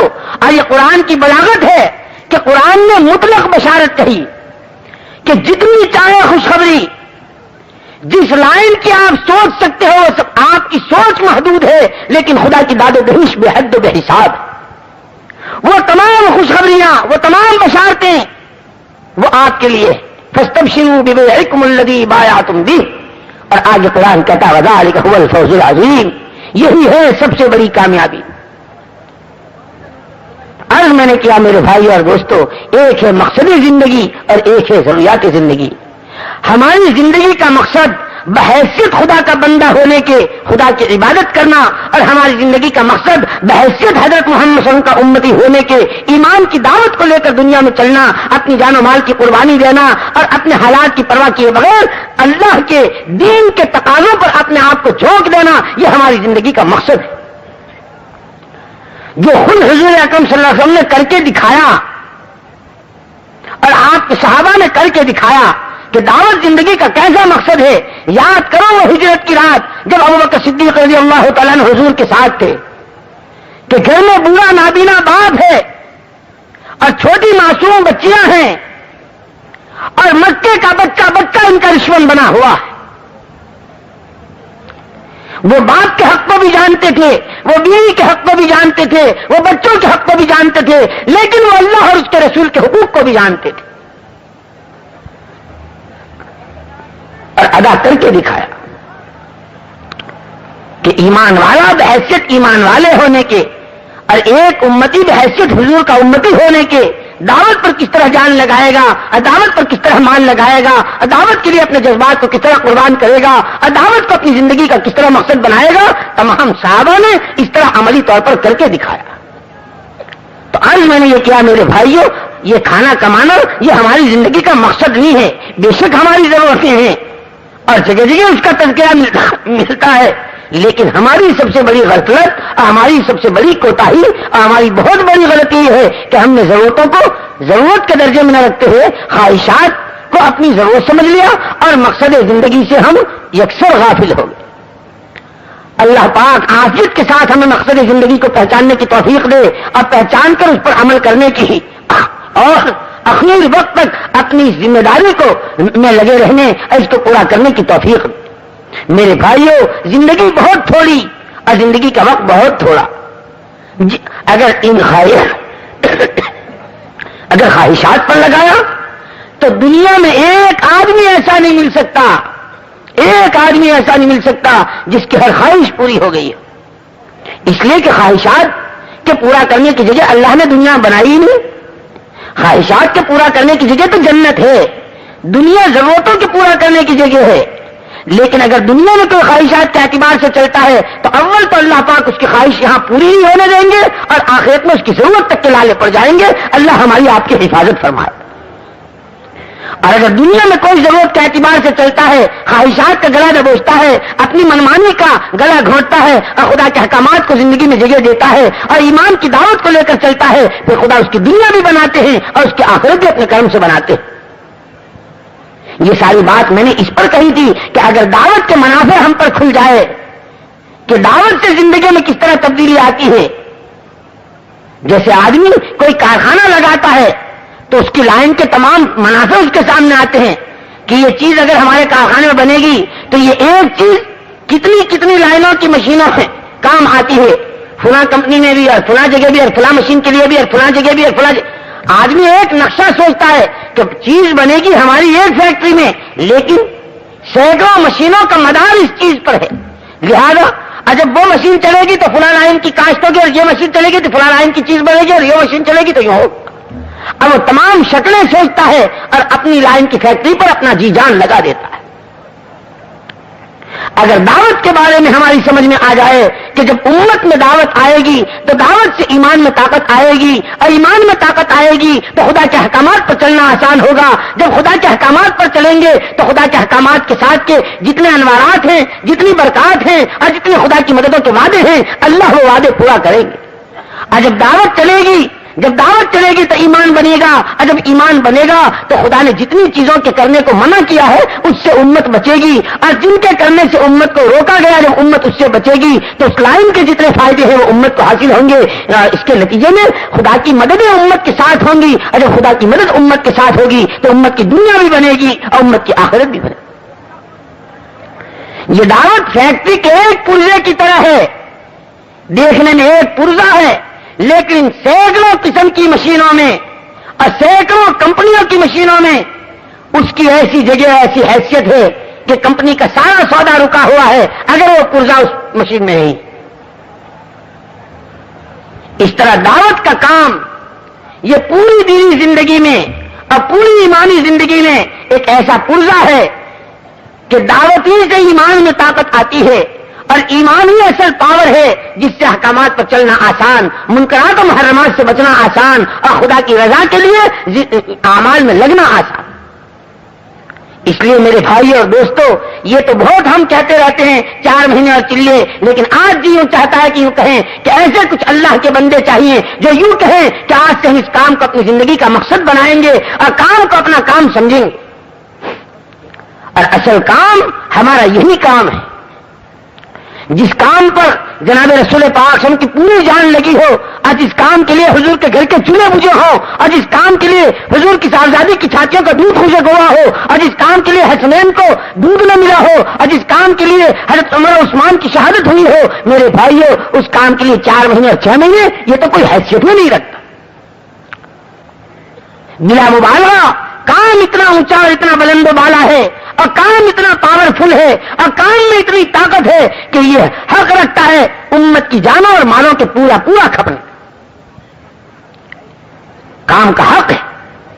لیکن میرے بھائیوں، ہم چونکہ بہت کمزور ہیں، ہم پہ کام کھلا نہیں اور ہم نے کام سمجھا نہیں اور کام کی حقیقت ہم پر واضح ہوئی نہیں اور کام کے لیے ہم کو بصیرت ملی نہیں، اس لیے ہم ابھی کام پر اتنا بھی نہیں لگتے جتنا اپنی دکان اور اپنے کھیت کے ٹکڑوں پر لگتے ہیں.